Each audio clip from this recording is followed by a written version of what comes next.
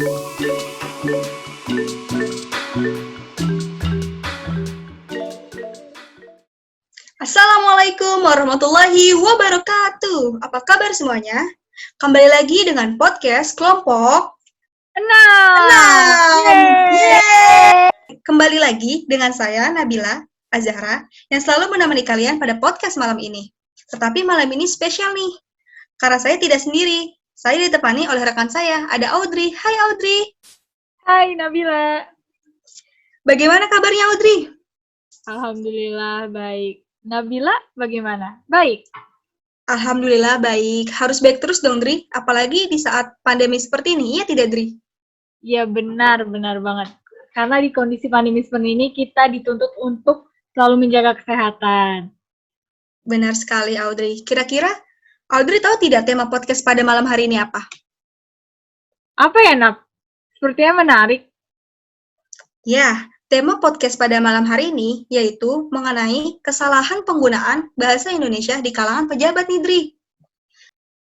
Tidak perlu berlama-lama lagi, langsung saja kita perkenalkan, Dri, pembicara kita pada malam hari ini. Ada siapa aja, Dri? Baik, yang pertama ada Balkis Nurul Nikmah. Halo Balkis. Hai semuanya. Hai. Yang kedua ada Syifa Nadira. Halo Syifa. Halo semuanya, teman-teman. Halo. Dan yang terakhir nih, ada Sylvia Yuniawati. Halo Sylvie. Halo semuanya. Hai.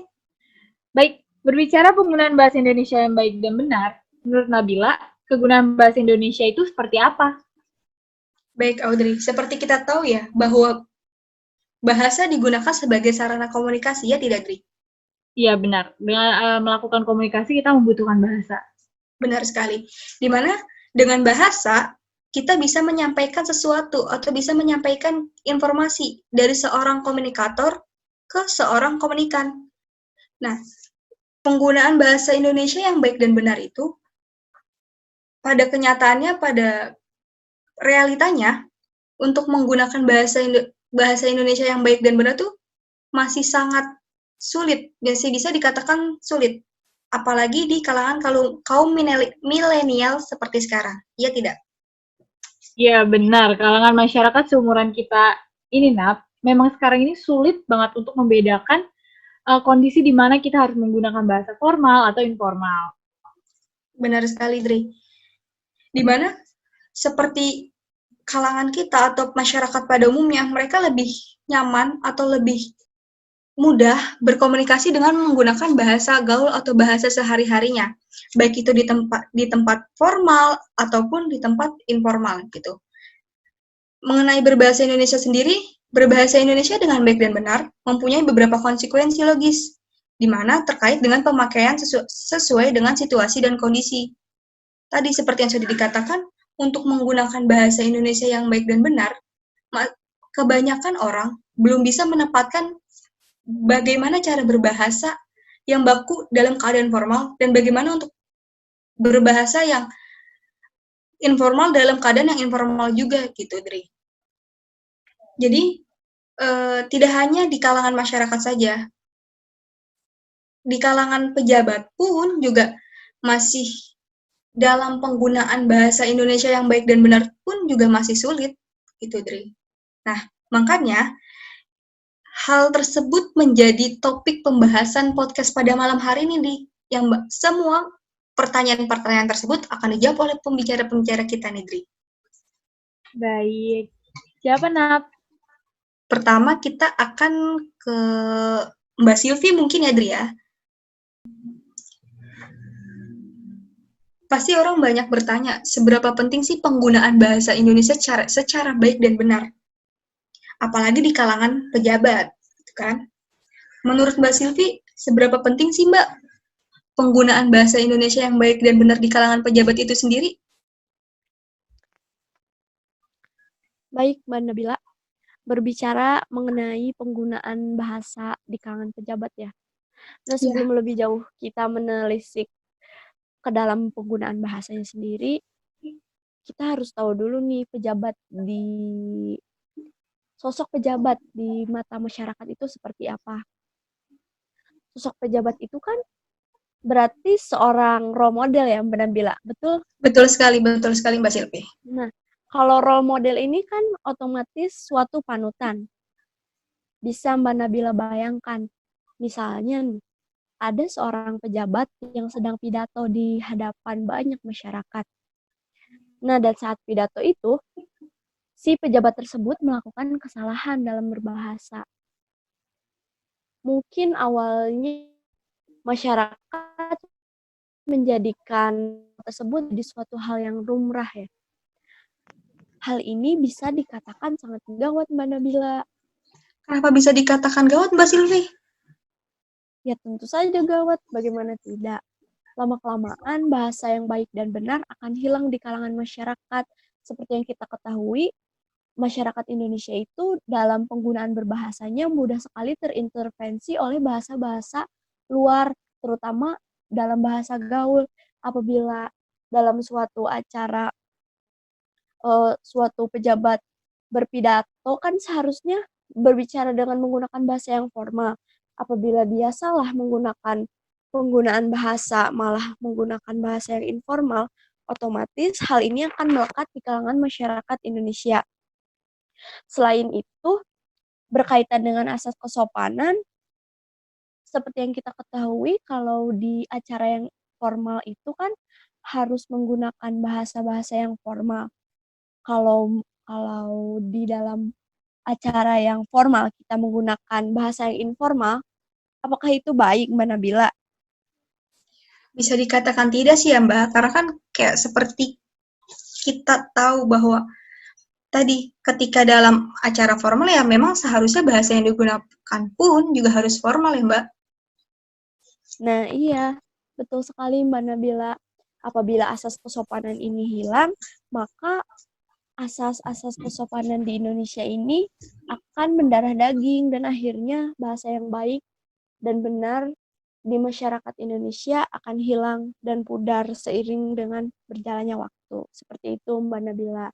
Jadi tentu sangatlah penting bagi para pejabat harus mampu menguasai dan harus bisa berbicara yang baik dan benar, terutama pada saat acara-acara yang formal. Seperti itu. Baik Mbak Silvi. Berarti memang ya penggunaan bahasa Indonesia dan baik dan benar atau penggunaan bahasa sendiri itu memang harus dilihat situasinya ya Mbak Silvi. Dimana memang jika di keadaan formal ya memang harus bisa berbicara bahasa formal, tetapi ketika dalam keadaan tidak formal atau dikatakan informal ya boleh menggunakan bahasa sehari-hari begitu ya Mbak Silvi ya? Iya betul. Iya betul. Ya, jadi memang peran untuk memahami bahasa yang baik dan benar itu mau di kalangan masyarakat maupun di kalangan pejabat itu memang harus bisa ya Mbak? Iya betul sekali. Baik Mbak Silvi. Baik. Seperti yang dikatakan Mbak Silvi dan juga Mbak Nabila, memang benar pejabat sudah pasti menjadi pusat perhatian bagi kita sebagai masyarakat. Oleh karenanya, penggunaan bahasa Indonesia yang baik dan benar itu merupakan sebuah keharusan. Benar, Betul sekali Mbak Audrey. Betul sekali Mbak Audrey. Baik. Kalau menurut Mbak Balkis, memangnya apa yang melatar belakangi para pejabat sampai saat ini masih melakukan kesalahan dalam penggunaan bahasa Indonesia yang baik dan juga benar? Baik, Mbak Audrey. Jadi, tentunya ada beberapa faktor nih yang menjadi alasan mengapa para pejabat masih salah dalam menggunakan bahasa Indonesia yang baik dan benar. Faktor pertama seperti tadi yang sudah dikatakan oleh Mbak Silvi, yaitu tentang kebiasaan mencampurkan antara bahasa formal dengan bahasa informal atau bahasa yang digunakan sehari-hari di situasi formal, seperti di pidato, di lingkungan kenegaraan. Nah, seperti yang tadi juga dibilang oleh Mbak Nabila, para pejabat harusnya mampu menyesuaikan penggunaan bahasa di situasi yang tepat. Selain itu, faktor kedua juga dipengaruhi oleh bahasa daerah.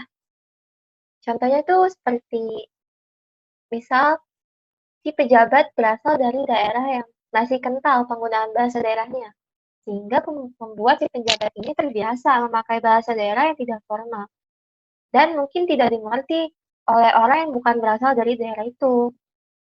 Betul seperti itu tidak, Mbak Audrey?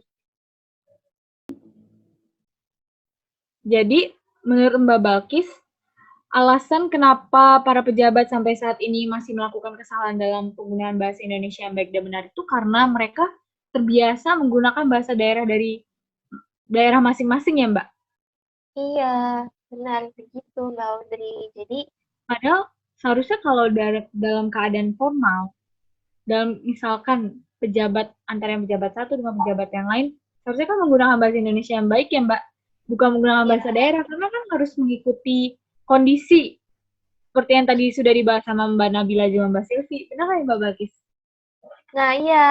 Maka dari itu, harusnya pejabat tuh sudah meninggalkan kebiasaannya menggunakan bahasa daerah yang tidak formal itu di situasi yang formal. Nah, ada Baik. juga faktor lainnya nih, Mbak Audrey. Apa tuh Mbak Balkis? Menurut saya, faktor ketiga ini terkadang para pejabat ini menyampaikan pesan suka bertele-tele, sehingga maksud pesan yang ingin disampaikan tidak sampai ke masyarakat atau penerima pesan tersebut. Begitu sih. Iya sih Mbak Balkis benar. Kalau pejabat sedang berbicara dan bertele-tele memang tidak efektif dan juga tidak efisien, maka bisa dibilang juga melakukan kesalahan dalam penggunaan bahasa Indonesia yang baik dan benar. Iya, betul. Jadi seorang pejabat harus pandai memilih kata, merangkainya, sehingga masuk pesan yang disampaikan tersebut. Begitu. Baik, baik. Menarik sekali ya. Makin kesini makin menarik nih bahasannya. Iya, betul. Selanjutnya saya mau menanyakan kepada Mbak Syifa yang dari tadi diam saja. Halo Mbak Syifa. Masih ada? Halo Mbak Audrey. Saya mau nanya Mbak Syifa, menurut Mbak Syifa, apakah pernah Mbak Syifa itu menemukan seorang pejabat atau mengalami kejadian itu sendiri berhadapan dengan pejabat yang menggunakan bahasa Indonesia yang tidak dengan baik dan benar? Kalau ditanya seperti itu, tentu saja jawabannya adalah iya, karena bukan hanya saya mungkin ya yang merasakan hal seperti itu. Teman-teman yang lain pasti juga pernah merasakan hal seperti itu, melihat atau mendengar pejabat publik yang dalam menggunakan tata bahasa yang kurang sesuai dengan kaidah bahasa Indonesia yang baik dan benar. Contohnya, karena sekarang sedang maraknya YouTube di mana-mana, pejabat publik pun ikut andil dalam menjadi YouTuber. Pada saat ini, bahasa dalam komunikasi lisan juga banyak digunakan media sosial, terutama YouTube, seperti yang saya katakan tadi. Para pejabat publik juga sering mengunggah video mereka di YouTube, misalnya video kampanye, pidato, wawancara, maupun mengenai kehidupan sehari-hari mereka. Pejabat publik pun harus sopan, tentunya dalam bersikap dan bertingkah laku sopan santun terhadap masyarakat. Tidak hanya di dalam dunia nyata saja, tetapi juga dalam dunia maya. Dalam berbagai macam situasi, pejabat daerah sering melakukan kesalahan, bukan Mbak Audrey, dalam memilih kosakata ketika berbicara. Pada kalimat sebelumnya, seperti penggunaan kata udah, kata enggak, pasti sering kita jumpai para pejabat publik mengatakan kalimat yang demikian. Pada kalimat tersebut, kata udah menjadi tidak baku karena terjadinya pengurangan fonem dari kata baku sudah ke kata non baku udah. Selain itu, kata enggak menjadi tidak baku karena kata tersebut merupakan kosakata daerah yang diambil dari bahasa Betawi, yang sebelumnya sudah dijelaskan oleh Mbak Balkis mengenai dialek dalam penggunaan tata bahasa sehari-hari yang mengubah bahasa yang seharusnya baku menjadi tidak baku karena adanya kosakata daerah yang diambil dalam setiap kata yang dipilih. Seperti itu Mbak Audrey.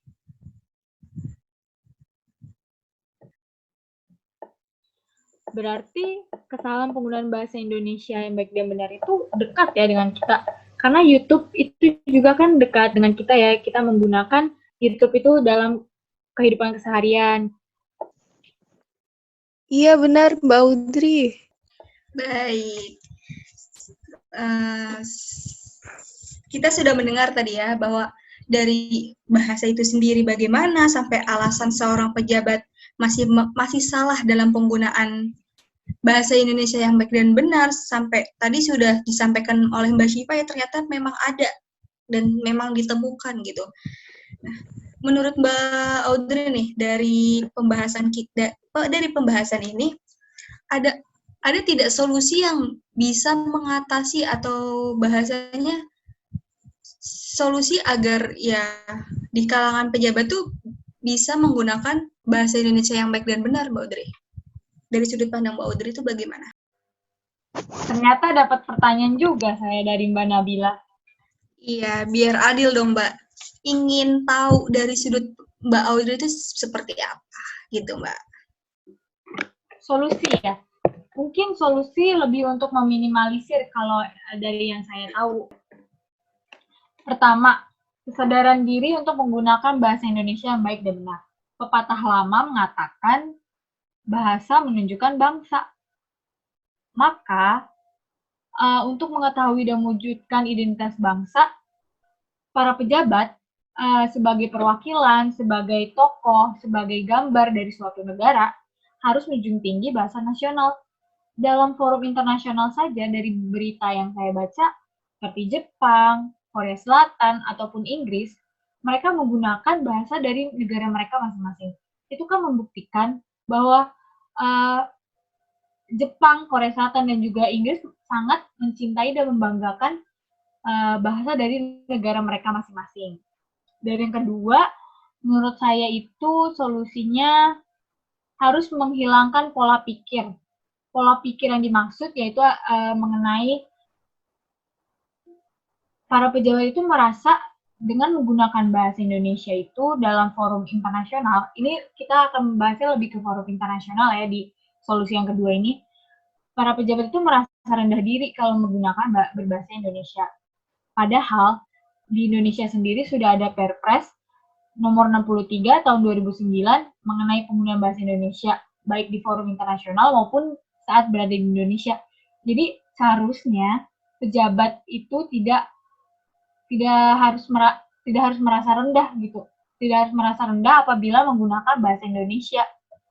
Dan yang ketiga, solusi dari saya, menurut saya itu para pejabat harus mendalami Peraturan Presiden nomor 63 tahun 2019 yang menyempurnakan peraturan sebelumnya, sebagaimana yang diamanatkan dalam pasal 40 Undang-Undang nomor 24 tahun 2009. Jadi dengan mendalaminya suatu undang-undang, maka kita sebagai masyarakat, maka kita akan patuh dan akan melakukan apa yang ada dalam peraturan tersebut. Sama halnya dengan pejabat. Secara langsung nggak langsung, maka pejabat juga akan terbiasa menggunakan bahasa Indonesia yang baik dan benar karena patuh dan mendalami peraturan presiden tersebut. Dan yang keempat, kepedulian pemerintah. Pentingnya kepedulian pemerintah terhadap perkembangan bahasa Indonesia itu sangat penting karena seperti yang kita ketahui, pemerintah itu bukan hanya menyediakan fasilitas ya, tetapi juga harus mendukung atau menyuarakan penggunaan bahasa Indonesia yang baik dan benar dalam kehidupan sehari-hari, terutama para pejabat ya, seperti yang tadi sudah dibicarakan yang sudah dibicarakan sama Mbak Nabila, Mbak Silvi, ataupun Mbak Syifa dan Mbak Balkis, itu mengatakan bahwa pejabat itu merupakan sebuah gambaran dari suatu negara, maka pejabat itu harus menggunakan bahasa Indonesia yang baik dan juga benar. Dan yang kelima, menurut saya solusinya itu karena sekarang ini banyak yang menggunakan sosial media ya, maka kita juga harus memanfaatkan sisi positif dari sosial media, di mana kita dapat menggunakan sosial media sebagai wadah untuk melakukan kampanye atau menyuarakan penggunaan bahasa Indonesia yang baik dan juga benar. Apalagi saat ini juga para pejabat mempunyai sosial media pribadi dan juga para pejabat mengakses sosial medianya setiap hari. Jadi menurut saya sosial media dapat digunakan sebagai solusi untuk meminimalisir kesalahgunaan penggunaan bahasa Indonesia bagi para pejabat. Keenam, mungkin solusinya dengan diadakan seminar atau pelatihan bahasa Indonesia di kalangan pejabat, baik dalam 1 bulan sekali atau 2 bulan sekali. Dengan diadakannya seminar atau pelatihan tersebut, maka akan menjadi pengingat bagi pejabat untuk selalu menggunakan bahasa Indonesia yang baik dan juga benar dalam kehidupan sehari-hari di tempat bekerja. Selain itu, dengan diadakannya seminar ataupun pelatihan, juga dapat meningkatkan kepercayaan diri pejabat ketika berbicara di depan umum.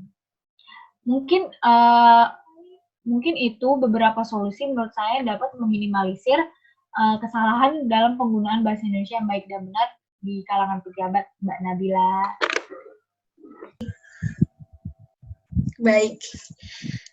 Sangat menarik sekali ya pembahasan malam ini, dan saya rasa bisa menjawab pertanyaan-pertanyaan para pendengar setiap podcast kelompok 6 ya Mbak Audrey ya?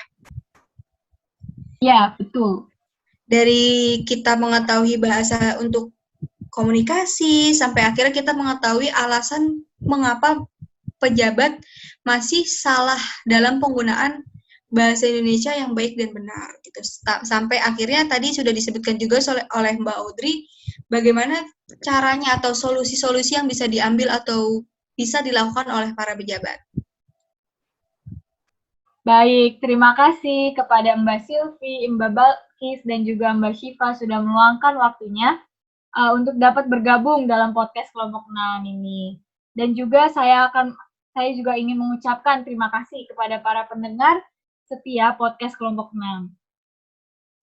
Saya dan Audrey pamit undur diri, sampai ketemu di podcast selanjutnya. Sampai jumpa semuanya. Sampai jumpa semuanya, sehat selalu. Assalamualaikum.